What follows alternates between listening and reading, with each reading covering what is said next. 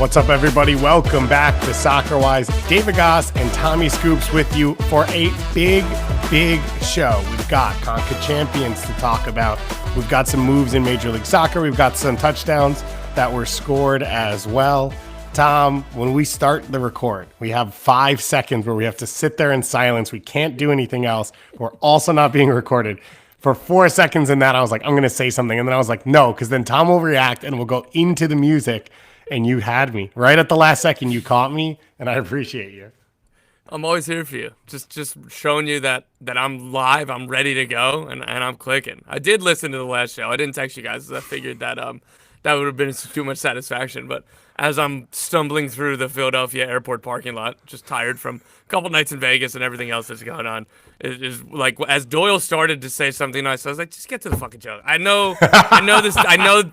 You're not faking me on the end around anymore. You rarely did. Maybe once you got me on an end around. I got a defensive lineman over there. Just get through the play, the motion, hand it off, run the damn ball. You said you're always here for me, and I was literally going to respond with, except for when Dead & Co. is in the sphere. How was it? Oh my God, it's a religious experience. It's one of one. I'll tell you, like, obviously, if you have any interest in the Grateful Dead, I would strongly recommend it. If you look at the Sphere ban list or whatever you would call it. I don't know if there's a new, 3D term for the Sphere.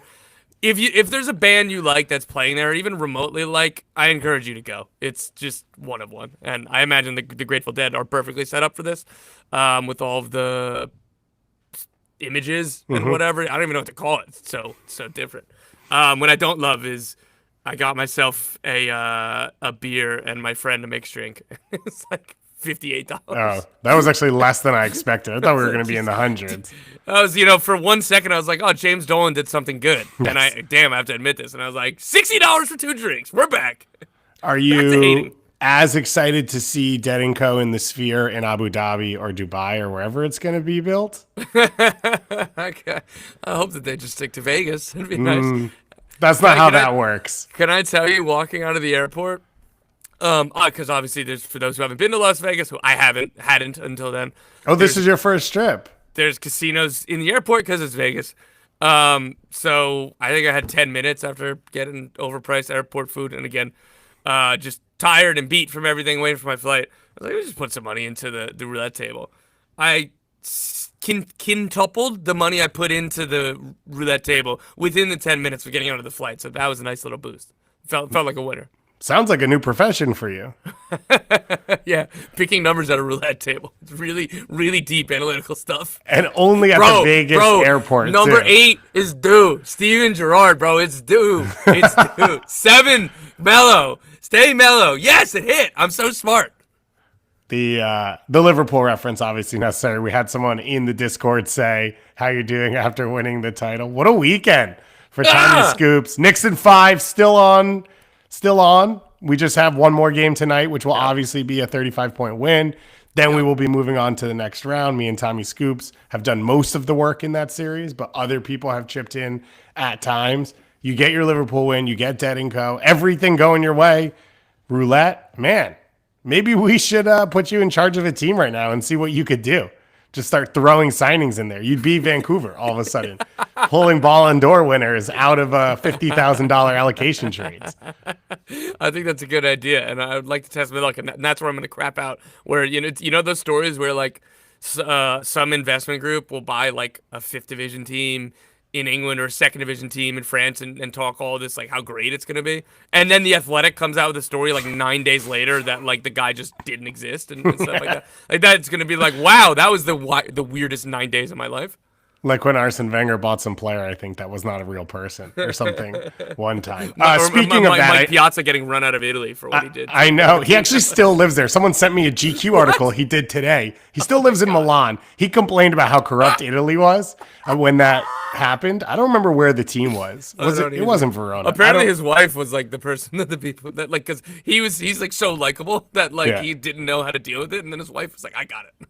That's what the GQ article, I think, pretty much was about. Was just like, oh, Mike Piazza was super likable, and where is he now, and what's he doing? But he still lives in Milan because he has to, I guess, at this point. He's played the Italian card so hard that he can't go anywhere else. He has to be a part of it full time.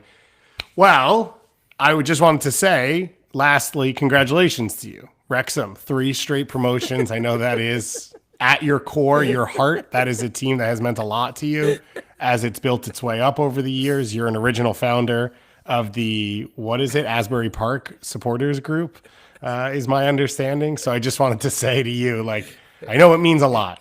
You ever And heard the of promotion magic, relegation, mate? yeah, the magic and the wonder of having just a bootstrap team, purely only with slight funding from 2 of the largest movie stars on the planet and the largest corporation on the planet. That's the stuff that makes your heart flutter, Tom. So congrats to you.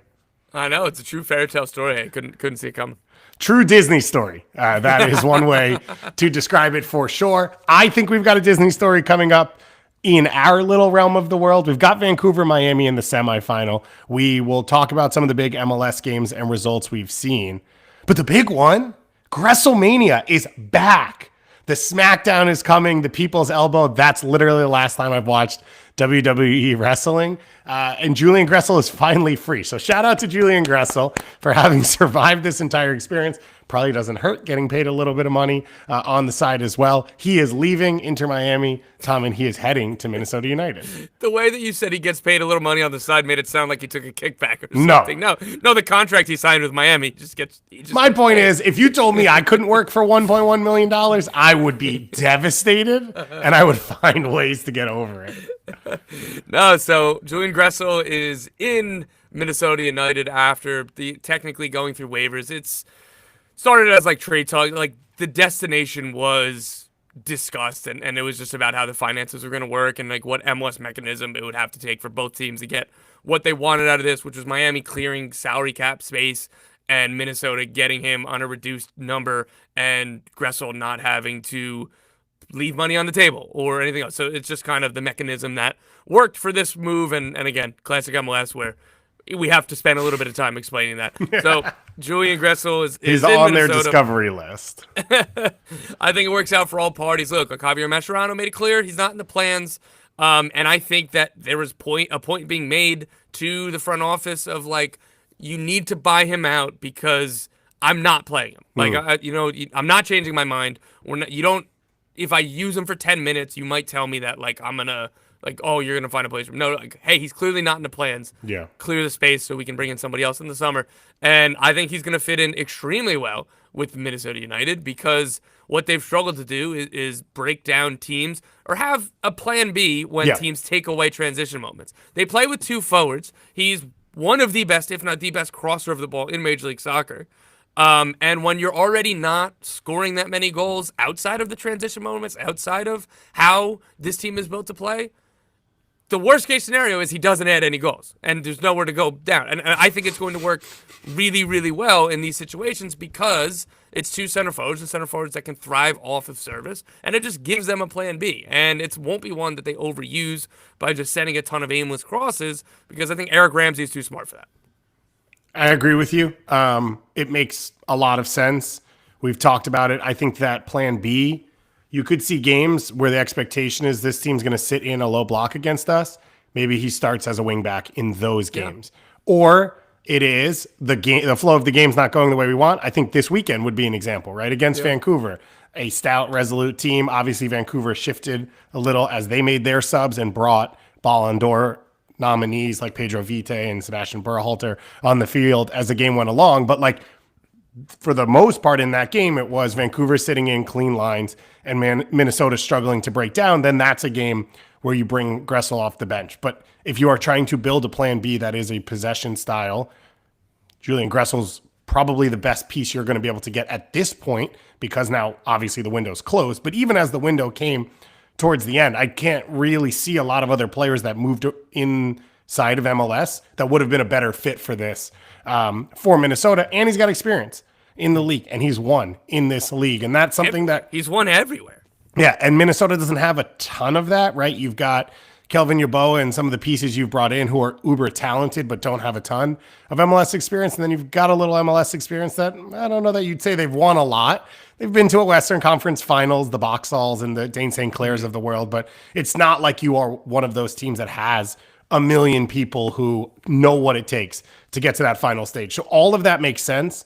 And I could see him playing in a few different roles. And I think you said it for Minnesota, like there's nothing to lose, because if it goes poorly, you're kind of where you are at the same time. Now, for me, the question mark when you first reported this last week, when the window was still open, was how much salary would they carry? Because that is the one concern, which is for Minnesota, they have a ton of space to continue to work and build because they've done so well against the cap and bringing in players that are super effective for smaller contracts, small transfer fees, all of that. I wouldn't want to jeopardize all of that if I'm Minnesota, but the assumption for me, until we see details, is the waiver move opened up at least some salary that they are not going to cover.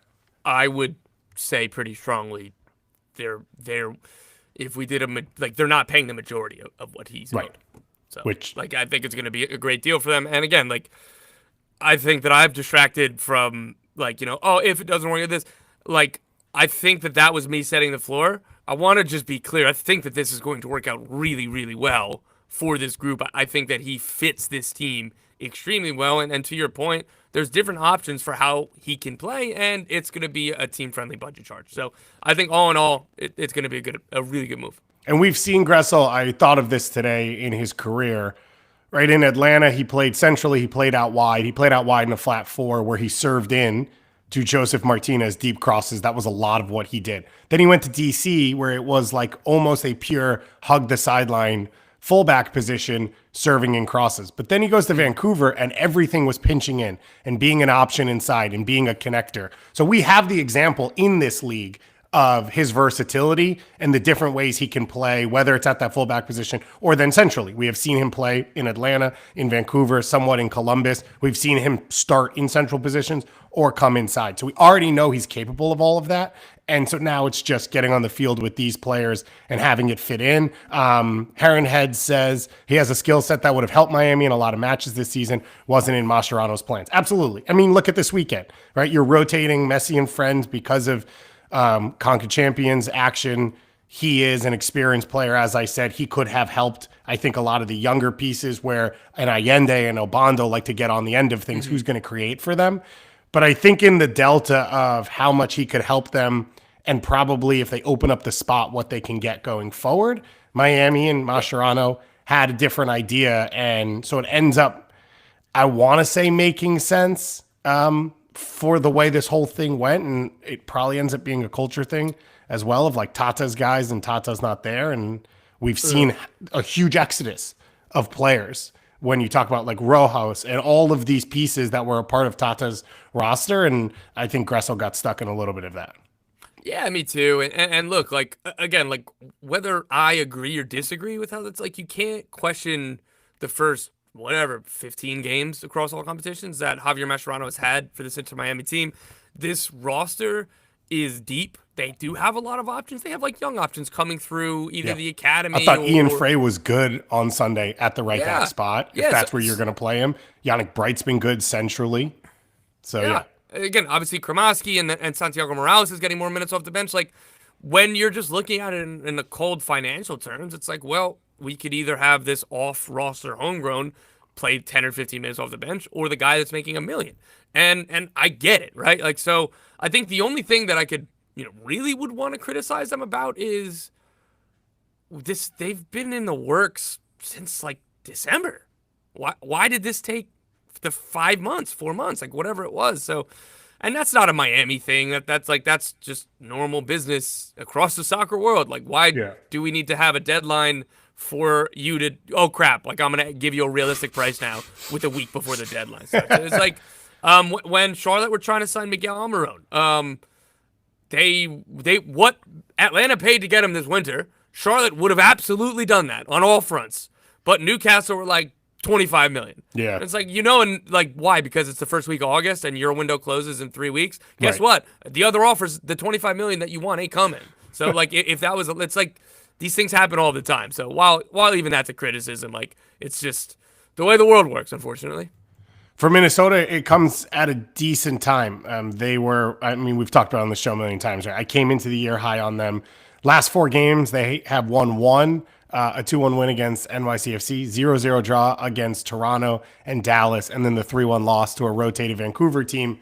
The goals are the struggle. And I think that's where you're hoping Julian Gressel can help you a little bit. We will talk about Inter Miami more in just a moment. Up the Loons in the chat says, how did they know other teams wouldn't take them on waivers? We think he can affect the game in even more ways. Yeah, it seems like everyone was on the same page for some segment of this. I tried to get deep on a waiver conversation with you on the phone earlier, and conveniently your service went out and it hung up on me in the middle of the conversation. No, I was in one of my responses where I start like this and I end screaming, as you guys well know by listening to the podcast plenty of times. And then like I didn't hear anything on the other end, and I was like, "There's no way Goss would have just like laid out and been like, oh, sorry." I could know that I would be hearing something. I was like, "Oh, the call dropped again. I'm not calling back. I'm done. I'm sorry." And that was the last time we've ever spoken. So it's a good way for things to end for us. Let's talk about the other big transfer news maybe on the horizon. Paul Pogba and DC United have been in negotiations, as reported by the Washington Post, as I mentioned yesterday on our weekend recap show. Paul Pogba, as a friend of mine told me to say, so that's what I'm going to do like 16 times in the next minute and a half in this conversation. What do you make of this, and how much should I reserve on my money for my DC United Paul Pogba jersey? It's DC United, so you literally never know. But from my conversations and myself and Ben Jacobs, our reporting on this, there have been preliminary conversations from Pogba's camp and DC United ownership. This is taken out of the front office's hands. I'll tell you, I can imagine the front office would have wanted to use a DP spot if they knew that this was, a possibility, 4 months ago as well. But it wasn't. And so it's an ownership-led thing. They have his discovery rights, no firm offer, and nothing that would be even close to being called advanced. That could change, but from what we were told, Pogba wants to be able to decide on his future next month, and maybe DC's a part of that. Again, an offer would have to be made. They do have his discovery rights, so they do have the right to negotiate, which I guess would signify that they are at least serious about this, / they think maybe somebody else would at the very least. But that's about all I have in terms of the factual reporting here. And Goss, I think you're more optimistic about the possibility here, so I'll let you start. I'll let you start. No, I've already done it like 5 times on this show. Every time this gets rumored, I do my little spiel of like, the eyeballs will be crazy if you're the first team when he comes back and no one knows what this is. Everyone is going to be tuned in, both domestic and in your market, especially for a club like DC that's, let's just be real, has been bad. So far, it hasn't shown a lot to bring people back into the building. And then globally, like it's going to put you in front of a lot of people. Are you prepared to be in front of those people? I'm not sure. Like, is it a good thing for DC United with the way the team has been playing to all of a sudden be blasted out to everyone? But you might as well try something rather than not. But what does that mean? Like, what exactly does that mean? Does that mean that aggregation soccer accounts are going to screenshot him subbing on for the first time? How does that equate to positivity at whatever club signs him? Well, it would if you got results with it. If you were a sporting director, would you sign it? It depends on what how my team is set up, and like how I need those spots. There are teams. So DC, like Chicago, would be another one just because they have a DP spot open. Well, like let's talk about, and this is obviously a bad fit, but like the Cincinnati Thomas Mueller thing of like they have so much rather Thomas Mueller. And it's understood, not close. But FC Cincinnati has a championship team built already without that DP spot used, so you can take a gamble with that spot. Not sure that I would take it. The question would be how much money, how much guarantee do I have to give for it? Like, I'm not getting I wouldn't say I would get in a negotiation war with another team over him and be like, oh yeah, we're going to throw Neymar money at him to blow a Saudi Arabian club out of the water. That doesn't really make sense to me. But if he says, I want to play in MLS, I want to play in the United States, I think this would be a fun way for me to come back into the game. And can he play immediately? He could have. So I think a damning part of this, he was eligible to return early March, if not like March 1st. I think. Yeah. MLS teams could have signed him already, and he could have been playing already. And first we're hearing about this is DC United, and not just DC United ownership. Yeah. Does that give you literally any confidence? No, absolutely not. This is the group that failed to let Lucho sign with PSG as he was in the lobby Oof. a few years ago, and then I he mean, ended I up don't know, leaving man. anyway. Just the same critiques. I think what's so disheartening for me here, and again, like maybe I'm being too pessimistic about it. Maybe it's confirmation bias. I believed that DC were actually gonna try to have a cohesive plan Yeah, with which new front this office. is not a part of. It's like, let me go all the way back. I haven't talked much about this publicly. I don't think I've reported this. So I've reported that Dome Torrent was the finalist for DC United head coach. He was their pick. Everything that I heard from the outside was that they knew the ballpark from, Dome's camp, and they entered negotiations understand, like, we're going to get a deal here. We understand what the market is. And the normal first offer, first counter offer went, and then ownership said, no way, there's no deal to be made. And so from the first instance, the first big decision the new regime gets to make, they got undercut immediately. And then I said, okay, maybe there's that there. If you believe in your sport, again, it's a bad spot because of how things have been, but like if you believe in the people that work for you, you let them tell you this is the DP we want to sign. It doesn't go the other way around. So, like, I think that this is just going to be a symptom of more of the same. And more of the same for DC United would be really, really bad. So I'm just assuming this wouldn't be good. Thinking about, like, going from Ben Olsen, like, to the Wayne Rooney era, and, like, Ravel Morrison got, like, a max TAM deal or whatever the number was. Like, what are we doing, man? Like, what are we doing? Yeah. Yeah, and they have taken on the list. They have taken a couple of these bad gambles with like no real planning around it, and it hasn't gone well for them. And yeah, this would be another and then one. It's just, every coach has like a dramatically new style. And then, like again, we already talked about Julian Gressel. Julian Gressel. Well, even Rooney coaching, by the way, is a part of this, right? Because they said we're committed to being a high pressing team.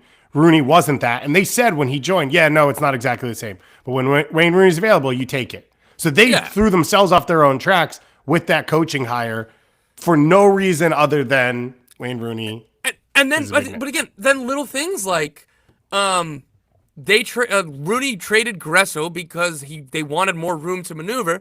And then like 2 weeks later, they signed Benteke. It's like, oh, now we need to get him service. It's just like everything, it just constantly goes like this, man. So again, maybe that's too much of clouding. Like, again, I'm normally optimistic about signings. And again, even if I don't think that it's like most likely going to hit, I'll be like, oh, okay, I can see the scenario. So yeah, I can see a scenario where Paul Pogba was good. I just don't think it would mean much for this team.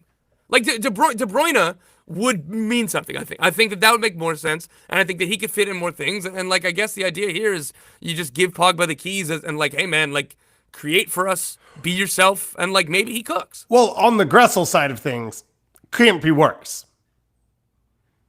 If you give Paul Pogba the keys, the attack can't be worse than it is. No. So, like, again, like, I'm trying to balance this. Like, I know that I'm coming off pretty harsh on DC. But you're not wrong. I think 100% the idea that this does not come within a larger plan is the scary part for DC United. And it's one of those things with the Rooney time period as a player where the fact that it went well was not indicative then of future success because it was fortunate that Wayne Rooney came in and played well, and like that was all on his shoulders, and there was not process to a lot of it, and that's been an issue for DC United for a while. And you can talk about overall spending, but like we're about to enter a conversation about Vancouver going to a CONCACAF Champions Cup final. It is not about overall spending; it's about structure. If that's how you want to function and operate, and DC is not one of them. So my fun Paul Pogba conversation became Tom's depressing DC United conversation. And that is why we are here at Soccer Wise. Twice a week live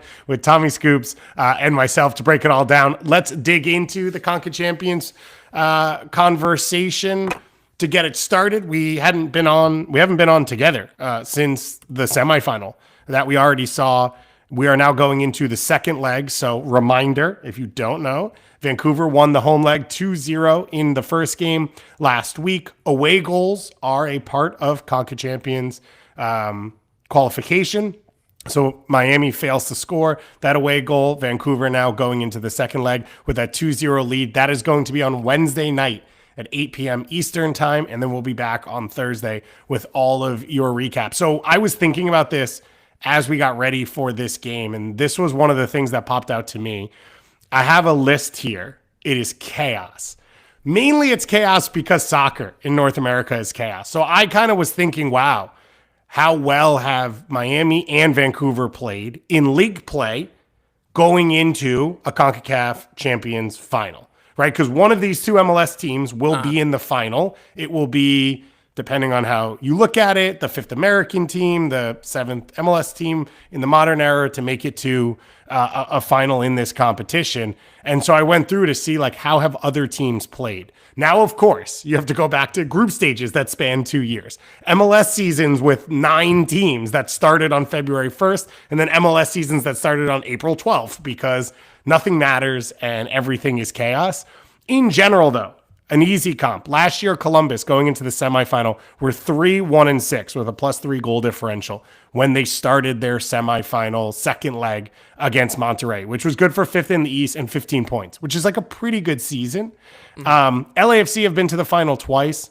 I'm not, because it doesn't matter, but I am not going through 2020 season. Like, it was a bubble. Everything, it was chaos, whatever. It was great that LAFC made the final. Yeah. The final against Leon, in which they didn't, wasn't a bubble situation. They were 5-0-3, which is pretty impressive. Yeah. Third in the West at the time on 18 points. They played against the Philly Union in the semifinal. Philly was 3-4-2. They were fourth last in the Eastern Conference on 11 points. Seattle, when they went to the final, a lot of the schedule got moved around. They'd only played 5 games when they played in the semifinal against an NYCFC team. If you remember, NYCFC was like going to LAFC and then hosted Champions League games in LA because they didn't want to travel back and they didn't have a stadium and the weather and all of that. NYCFC was 1-3-1 at the time when they played. And then for Seattle, going into the final leg of the final against Pumas, they were 2-4-1, third to last in the Western Conference at the time. TFC back in 2018 were 1-3. Montreal were 0-2-2. And you go all the way back to 2011 RSL, playing different league, different time. They were 4-0 going into their semifinal. So credit to them. Vancouver are 7-1-2 right now in first place in the league. Miami are 5-1-3, and they are top 3 in the Eastern Conference. My point in all of this is whichever team wins, they are having an unprecedented run of success across multiple competitions going into the final. And I think I feel good about whichever team wins having a legitimate shot in the final because of the soccer and depth we have seen from these two sides. And so that has to be noted. And it's not just how well they've played. It's that they haven't moved games, right? Miami had the one game off during the international bye, which had nothing to do with CCC that they already had. They haven't moved games. They've played all across. They've played on international breaks. That's where Vancouver's one loss came in. That these teams have been stretched and they've done it at an incredible level, a historic level for what we've seen. Yeah, it's like the Vancouver Whitecaps in MLS play lead the league in expected goal difference, and it's not close. It's like two goals or almost 2 goals. Miami obviously have the players they have. You would think that, yes, they have a deep roster, but their most important players are 35, 37, and 30, like whatever those exact ages at 39, or Suarez. And they're doing it in a different way. Like Vancouver has rotated more of their important players than Miami has, but Miami has still been able to keep their best players fresh, for now at least. And over this weekend is when they finally pulled the ripcord and said, we're sitting every single starter, and a few of you aren't even dressing. And that was totally fair because they hadn't done that yet.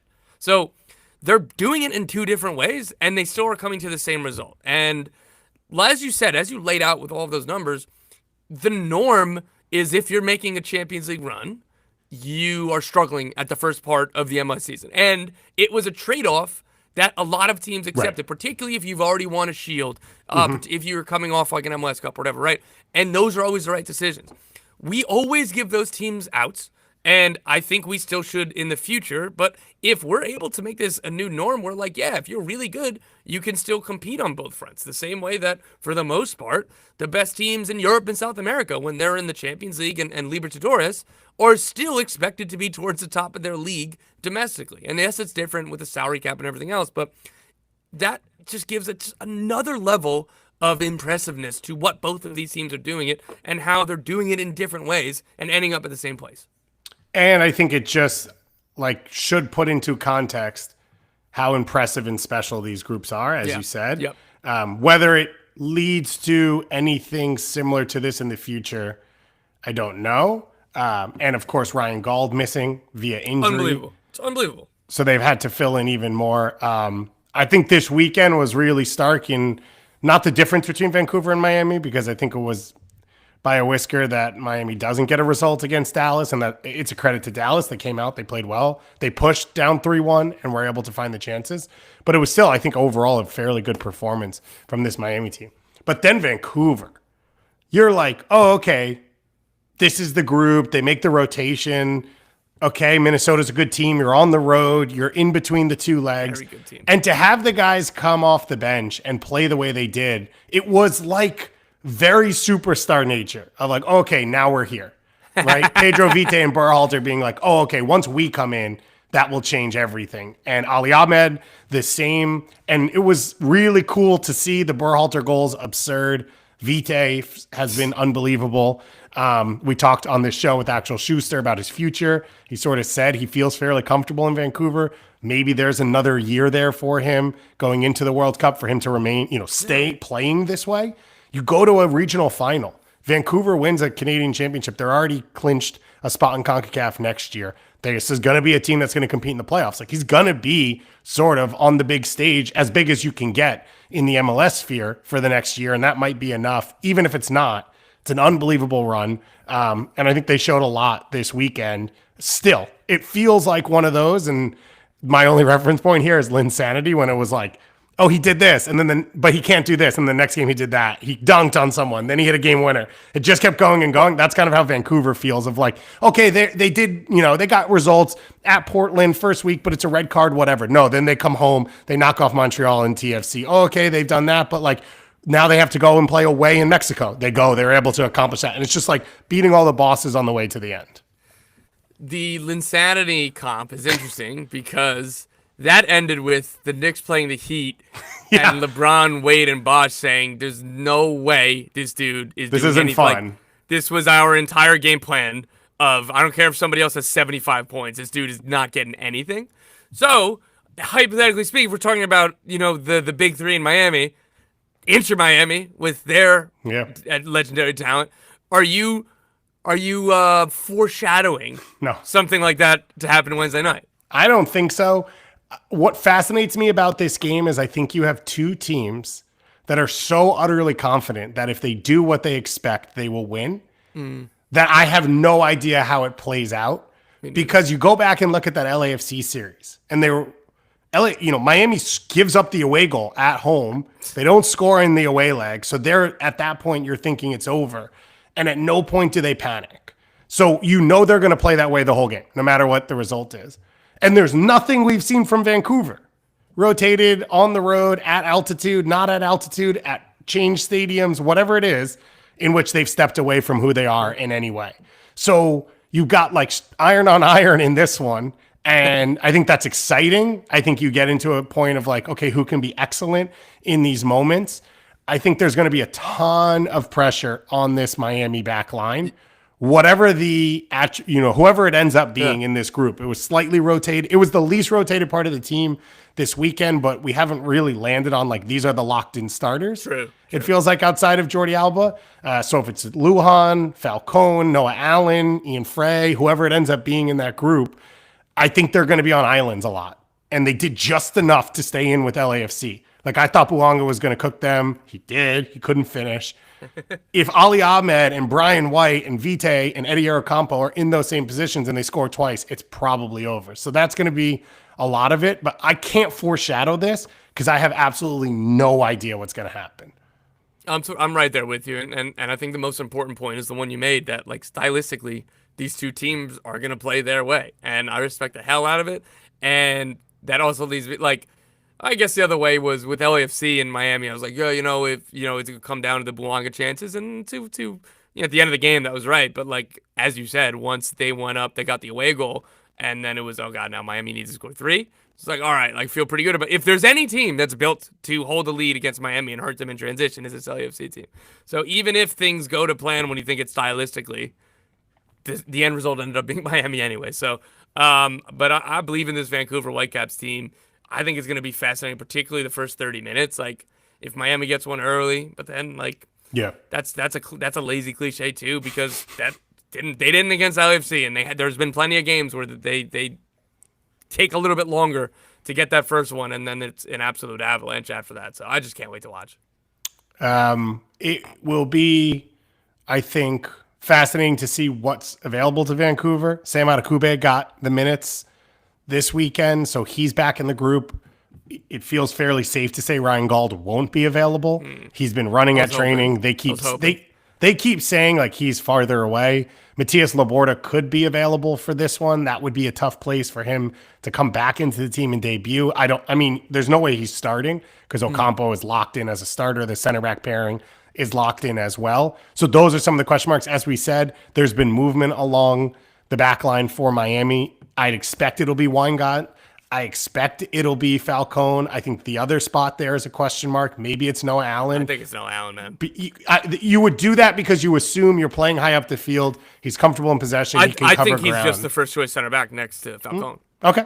Which I completely accept and I'm happy about. And shout out to Greek International Noah Allen. I'd expect Yannick Bright in the starting lineup in this one. And then it's sort of the question mark of like, who's the other piece around the midfield and the attack? It will probably be Segovia based off what we've seen, and that wouldn't surprise me. I think Segovia, as I've said, is the better option in trying to break teams down at home, and Allende's more of the like stretch the field and give you some pace.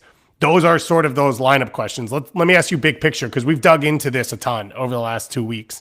What would it mean for each of these clubs? We can start here and say winning this, but then big picture winning the whole thing. Big picture for Miami, they want to win everything they're in. It's a continental tournament, and it means a lot for any MLS team to win this. And when you bring in Lionel Messi and all the signings that they have, they've made it a point, or they've made it a priority. We want to win everything all of the time. And that culture and that mentality and that expectation, I think, is a good thing. It's aligned with what you make those signings for. And it's aligned with now the league has their New York Yankees or then now the Dodgers, right? Or the Manchester United of the past, or the Bayern Munich, or whatever it is, right? That other teams hate or upset about. And you have to back that up by winning winning tournaments, winning competitions. They got the points record last year. Getting to the final, getting at this stage against another MLS team. This isn't a Vancouver thing. Against any other MLS team, Miami should be expecting, like internally should be expecting to win. They should be demanding nothing less than, if there is an MLS representative in this tournament, it has to be us. It should be us. We need to earn it. We need to deserve it. So I think all that and lifting that trophy and making the most of all of these competitions, all these minutes that these players are here for, because they won't be here forever. On Vancouver's side, it continues just a legendary run. If you get to the final here, maybe legendary is too strong, given if you walk away with no trophies, and who knows, maybe things change, whatever, right? Where this team was 4 or 5 months ago when the team was put up for sale and things felt sideways, and this has always been a low-spending team, and everything else with the stadium lease and not getting to host your own wild card game last year because of setting up for a motocross thing at your stadium, to put all of that behind you so fast and to be where they are in the league right now in this game and potentially get to a ConcaChampions Cup final, and you are the team that is the MLS representative, and you are the team that went to Miami after so many others have failed to get through past them, that is absolutely huge for the Vancouver Whitecaps, and I'm bearing the lead for either team. You know what's most important? Lifting a trophy and having a trophy celebration. Yeah, I agree with all of that. I think for both these teams, obviously the history is huge, right? One MLS team in the modern era has ever won this. You are trying to be the second. For Vancouver, I think it would be as tough of a run with that win, and Jeremiah Oshan, I would love to have him back on the show to yell at us about talking about the 2021 run once again and disrespecting it in every way that we have. But with the... Don't say we. Yeah, that's fair. Me. I still think it's my favorite moment that I've ever covered or been around in MLS history, and it had to be Seattle. No one else besides Seattle was going to win this first. Like, shouldn't have, didn't deserve to, didn't have the ambition to, didn't have the ability to. I thought Brian Schmetzer spoke really well about that, like on the night of like what Bob and Bruce had built in ahead of him, but like that club in that moment at that time was the only one really capable of taking the next step. It's why they're in the Club World Cup this year. For Inter Miami, I could be wrong, but in my head, they've never beaten a Mexican side in like genuine high stakes competition. They beat Cruz Azul. Have you ever heard of the Leagues Cup, mate? They beat Cruz Azul in the group stage of the Leagues Cup in Messi's debut. As much as we want to joke about it, they then only played MLS teams the rest of the way. And then in Champions League last year, they lost to Monterrey and they beat, I think, Nashville it was, in the round before, and they got a bye. And then going into this year, they have not played a Liga MX club, right? They played LAFC. And they went to Jamaica, and they had the bye before that. So for a club that brought in Messi, like you said, and wants to do all of this, international success is part of what they want to accomplish. And the trophy means a lot, but I think at some point they're going to want to be able to say, and you better believe fans around the region are going to say, oh, but you never beat Club America. You never beat Tigres. You never beat Monterrey. You never, and so to get to the final would be huge, and then to win it, whether it's against Cruz Azul or Tigres, gives them an opportunity that doesn't exist right now. And I think for a club that wants to stay there in this stratosphere, that is a massive opportunity for them that may not come back. Like the calendar may not line up. They may not play a team from Mexico if they get back in and win. Like what we see this year, like it could have been possible, right? The Galaxy had been better, whatever it is. So I think that is a unique situation, as well as Inter Miami.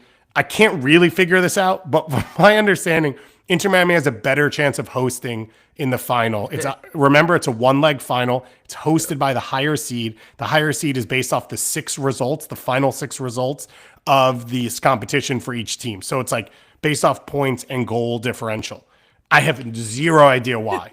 I don't know why what you beat one team by has any relevance to what you're beating this other team by, but fine. What? Yeah, I was gonna say, do you like this or dislike this? And you answered that you dislike this. I don't love neutral sites. It should be 2 legs. I don't know what we're like. If you told me, oh, this team played better against other teams, so they get to host the second leg, that is a more marginal advantage than they host the only game and can give the other team the runs or whatever happened last year. I just think that's too big for something in which you don't play any of the same teams and there's no similarity, and it's a competition that's slightly skewed. And like, Miami got to go in against a team on a bye that is from Jamaica, which is a different competition than playing a team on a bye coming out of a Liga MX championship. And so, but whatever it is, for Inter Miami, whether they host it or go on the road, it's a huge opportunity, I think, for them to put themselves in the region in the way they want to on the field and not just off the field. It also gives you kind of like a wink, wink, nudge of a way to earn your way into this Club World Cup that you're already in, which I think is a nice opportunity. And like you said, it's about winning trophies. The whole reason you put this together is to win trophies. You didn't win MLS Cup last year. Here's your chance to do it. And they have said how much it means to them. For Vancouver, I don't know, man. Maybe it's Major League in real life. Like maybe in 25 years, Soccer Wise does a deep dive episode about the Vancouver Whitecaps and how they built a new stadium and they've become this regional dominant force, and they stayed in Vancouver after ownership. And someone comes in and says, I don't know that the team would have still been here if they didn't make the run the year they said they were going to sell it. I don't know if that's true, but if it is, it'd be pretty freaking cool. And if it's not, what a way to rally the market and rally everyone around you. What we saw last week, that is the type of thing that intrigues people and says, yes, what I can build in Vancouver can be one of the best atmospheres in the region. I think that was beautiful. And the only thing I can add is that in the Major League comp, Sebastian Berhalter is absolutely Ricky Wild Thing Vaughn. He is the Charlie Sheen character. My heart sing. 1,000%. Hell yeah. Let's just get him the glasses. One of my I'm sure you love this. One of my favorite scenes ever is the opening scene when the person hits the ball and he's like, "It's too high. It can't be a home run. It's too high." And they just start yelling about it. It's a great movie. All-time movie. This is going to be a special game. We are going to be back, as I said, on Thursday to cover all of it for you. We'll be in the Discord hanging out while it's going on as well. So if you are not already, subscribe to our Patreon and get you access to our depth charts, which are fully updated on all the moves that have happened. You can look at the available GAM for teams, the type of contracts they have, how far they go out, depth charts, all that type of stuff in MLS and NWSL. And it gets you access to our Discord as well, where you can chat and hang out and talk about games and all that other stuff. Let's dig into a couple big stories from the weekend, now that you are back with me, Tom, and then we will get out of here just in time for you to go watch your beloved European soccer. And, of course, the Champions League on top of all of that. The fake one, not the ConcaChampions, which I have been stumbling over for like 2 weeks. It just... You're here. You got it now. It won't become natural. But I think that is CONCACAF to its core. It is friendly. Point. You understand it. You know it. But at the same time, you just can't get your hands around it, and you can't fully grasp it. Let's move into NFL territory. Let's talk Nashville's touchdown. This was absurd. Like, what a moment for this team. BJ Callahan against his former mentor and takes them out to the woodshed and does the business. Congratulations to 16-year-old center back Christian Cupps, who made his debut in the 75th minute, down 7-2. Can't take that away from him, and I hope that he has a wonderful career so we can look back on this in 5 years and just laugh about, like, what a debut. Like, they didn't concede any more goals. I just got to tell you, the value added over replacement for Christian Cupps in defense was exponentially high. After he wins the Saudi Bahrain International Club World Moon Championship in 2035 for the Vancouver Whitecaps, the sole entrant from MLS will do that sit down, and he'll be like, "Oh, when Vancouver won that CCC title, I was playing in a 7-2 loss in my debut against BJ Callahan in Nashville." God. Dude, and I don't have any analysis for this. It was just insane. What were the subs? 31st minute and then halftime? Something like that. Pineda, I think, was the first half. Like 4 changes. Yeah. And the first time they conceded again, and then after halftime they conceded 2 more. Like, these are just one of those. If this was a baseball season, this would be like game 71 where a team just has 19 runs and then the third baseman is finishing off the last 2 innings on the mound. Brandon Nimmo going for an RBI record against Ahmed Rosario last night. And it's just like, I don't have much. This was fun to watch. This was inexplicable. Don't have a lot of analysis, but like, I don't think that this is indicative of anything. Yeah. Big picture. I think the strands you could pull is one. We know Andy Nahar is awesome. Right, I think that is obviously a thing to take away from this. If Sam Surge can use this as a springboard, even if it's just scoring penalties, that him and Hani Mukhtar have been trading back and forth after missing penalties, I think that's a meaningful takeaway. But like, we know that Nashville have been a much more fun team under BJ Callahan, and I don't think that this means that they're going to be the best attack in the league, and I don't think that this means Chicago's going to be the worst. But man, what a fun day for those fans that came out to Nashville, to Geoda's Park, for think of all the 0-0s that they've sat through and all the complaints that they've had, to put a touchdown and the extra point there, and for BJ Callahan to have to hold a smile as best he could, and hey, there's a good game, coach. Sorry about that. I said yesterday on the recap, like, a lot of the chances Nashville scored are chances they've created. So normally when you see a game like this, I'm like, okay, it's an outlier, right? This team finished every half chance, and the other team, for the most part, you concede chances you're going to concede, and sometimes they're scored, sometimes they're not. Normally, it's not 100%. And then normally you get down on yourself. Yeah. You pick up a red card, stupid penalty, you turn the ball over in a weird way, whatever it is. So I think for Chicago, you can try to eliminate some of that. Although I do think Greg's reaction was that it felt a little bit more than that for them, of like, to have given up at the first whistle, I think is kind of tough. And I do think there is some structural stuff. I thought Joe Larry broke it down well. Backheeled about 3 in the midfield for Chicago against the tight and narrow 4 or 6, whatever it ends up being for Nashville, which I think is one combo. I think the bigger issue inside of that is like, can Pineda cover enough ground to be one of those in there? Do you get enough from Origel when he is in there? Does Brian Gutierrez do enough against the ball? There are question marks in there in Jack Elliott's play that are a little scarier for Chicago, but it's also year one of this build, and like, it was never going to be perfect. And so your hope is you can isolate some of this and move on. And then for Nashville, it's like, okay, how do we just keep some of this up? Because I think a lot of the flow of the game and the chance they created and the play has all been there. It's been about that finishing. And so, like you said, if Serge and Hani are just confident now, then like that changes the reality for this Nashville team. They are still a piece away. I will keep saying it in the attack. Julian Gressel would have been a nice piece to put alongside Quassam behind those two. I've said it like 15 times, and I'll throw it out there one last time before it's all over and Gressel-Mania headed to Minnesota. But like, there's a lot to like about this Nashville team. I think they're going to settle in pretty well in this 4-7 territory in the East.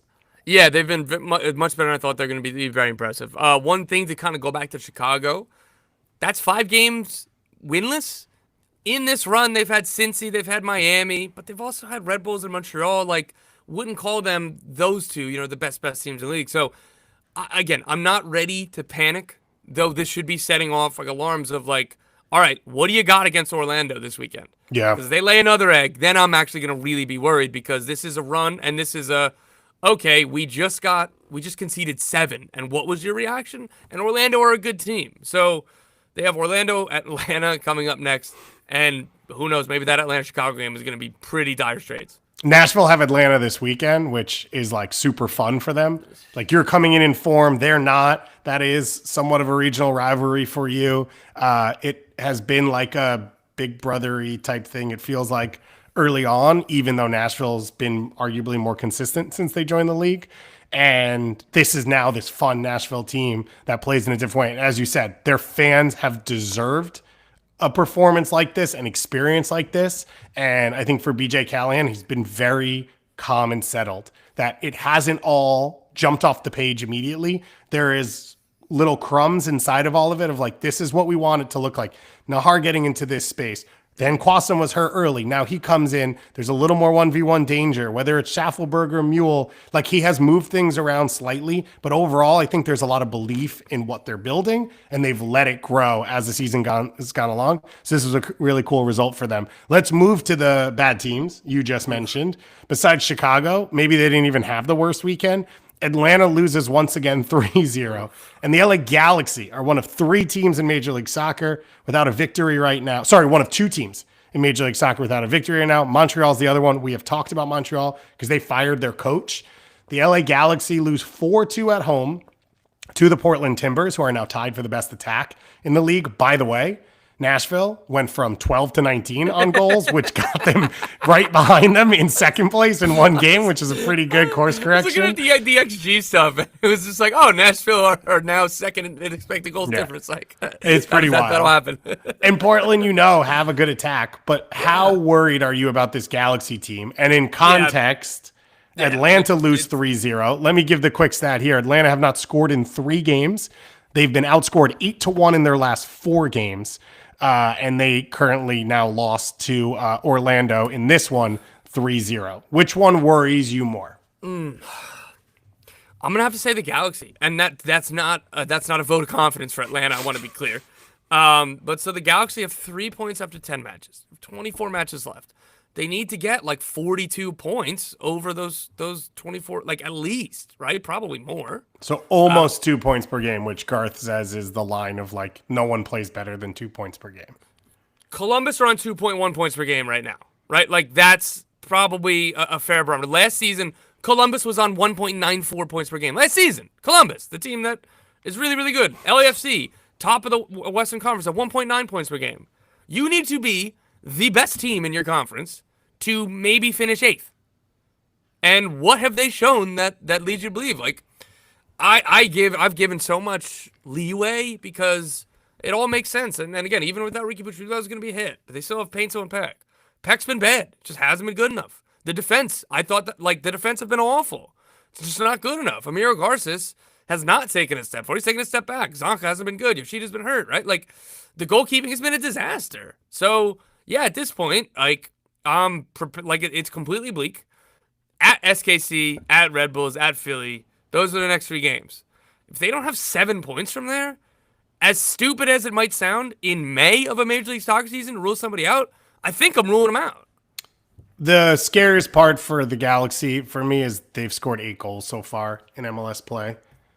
And that was supposed to be the thing that works, even without Ricky Puig. And so they're bad defensively. You see that they're bad defensively. They were bad defensively last year, but they controlled possession and they scored a lot of goals. Yep. I didn't think that part would completely disappear. I think we were on different sides of where we thought they'd land for the most part in the offseason and what they should do. I have said over and over, like, this is supposed to be a build to contend for 3 or 4 years. You were right. But it is hard to figure out if they can keep it on the tracks through this. Having a bad year is okay. Having a historically bad year starts to become really difficult to keep everything together and keep everyone happy, to say, like, no, with the bigger picture is still there. Like, we still have an idea of where this is going to go. Well, Pooch is going nowhere, to my best of my knowledge, if I had to say something right now about that. I doubt that Paintsill would be going anywhere, right? Like, even just if we want to, like, one, I know he's happy, and maybe not in the current moment because the team's playing poorly, but, like, he only got here, like, 13, 14 months ago, and he's on a really strong contract, one that he left Belgium at a time where this was my big move, and I don't doubt that he's going anywhere. And Gabriel Peck, it's almost like, in a weird way, I feel more confident that he's staying for longer because how bad he's been this year, or how, like, maybe bad is a little bit too strong, but you know what I mean? Like, less than last year, we were like, wow, will he go for 20, 25 million? Like, right now, it's, you know, who's calling about that? So I'm still not worried about the long term, but I also wasn't worried about this season, and that's proven to be wrong. So, yeah, I think that's fair. I just think it's one of those where you have a setup with this team where it's like, guys are probably going to have to take less money than they could to be there because they want to win, because it's fun, because they want to live in LA and be a part of it, because of the way your cap is stuck. And it is hard to convince people to do that when, if you have a terrible year, people are unhappy, or then other people look at it and say, well, I don't know that I really want to be a part of this. Like, it becomes less the shiny thing that everyone's sort of like, oh yeah, no, you know, I want to win. I want to go, you know, Christian Ramirez, for example, right? He wanted to go and be a part of the LA Galaxy. Like, it was a good fit. I don't know if you're as appealing to those players, and I think they need to be, because they don't have a lot of resources otherwise to improve their team. So that's some of the question mark. The other then becomes the coach, which is what everyone keeps asking us about and wants to talk about. We've talked about it a couple times. I don't feel anything different, so I don't have anything for you here. Do you? No, but again, it's just, I think that was that a proverbial dump truck coming in to lay the dirt down. Yeah, lay the dirt down on literally. Yeah, I mean, look, like, two things can be true of, like, yeah, I generally feel this, but, like, and you want to have convictions to your feelings, but new information of still being winless, 10 games, 20 goals conceded, scraped by a little bit in Champions Cup, and like, it was almost like the best performance of the season was that leg 2 against Tigres, and I was like, okay, here we go, like, Paintsill and Peck, like, they had a great effort in Mexico in that second leg. Here, like, all right, maybe they're back here for regular season, and they just haven't been. So, at some point, we need to talk about it. Credit to the Atlanta United for getting away by not being as terrible as the LA Galaxy and therefore not getting dunked on in this segment. I do want to give a shout out to Orlando. They didn't concede a goal in the month of April. Pretty impressive. 2-0-0 draws in that is a little less exciting. But Alex really Freeman's awesome. I think Pasalic is really special. Has been the perfect signing for them to hit the ground running. And I do think watching them the next few weeks in some of these closer matchups is going to be really interesting. And a little bit of news that Oscar Pereira signed a new contract. Was that maybe now a couple weeks ago? Time is flat circle. But the front office, Ricardo Moreira is now sporting director. Luis Muzzi is special advisor to ownership. Really quickly, they made a partnership with Bournemouth and Tim Pespachenko. Yeah. So it's now Ricardo Moreira running the day-to-day, and Luis Muzzi is more the big picture, the ownership stuff. So I think that's exciting times and interesting stuff for an Orlando City team that, again, when Muzzi, Moreira, and Oscar Pereira took over, it was a team who never made the playoffs before. And now here they are, and like, they've sustained success over several different eras. It was the Nani team, and then Facundo Torres when they got younger, and now Marco Pasalic, and like the evolutions that have gone along the way, that they've proved we can turn over a team, both from the front office to the coaching staff. So more of the same, I think, is good stuff. Even though the front office structure is going to be a little bit different with, again, like they shared responsibilities pretty heavily, and I'm sure Muzzi's input is going to be there.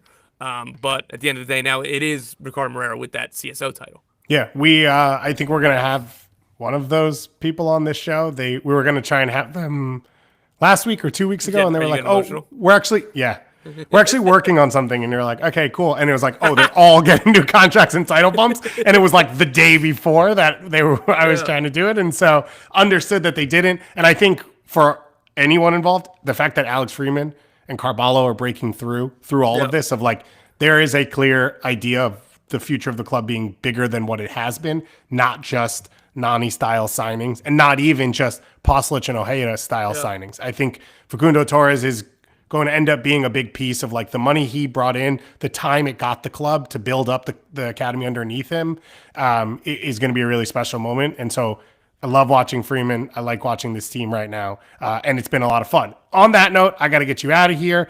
Thank you to all of you for joining us live. Thank you to all of you for listening via podcast. Please rate and review us wherever you listen. Subscribe to us on YouTube so you can find out live when we'll be on. We've got a special episode coming up for you tomorrow, NWSL side, talking Division 2 status and what happens there. We will have a reaction to the CONCACAF Champions Cup final as well, working on some interviews for Friday to preview a big weekend in USL action as well. So thank you to all of you for listening, and we'll talk to you again very soon.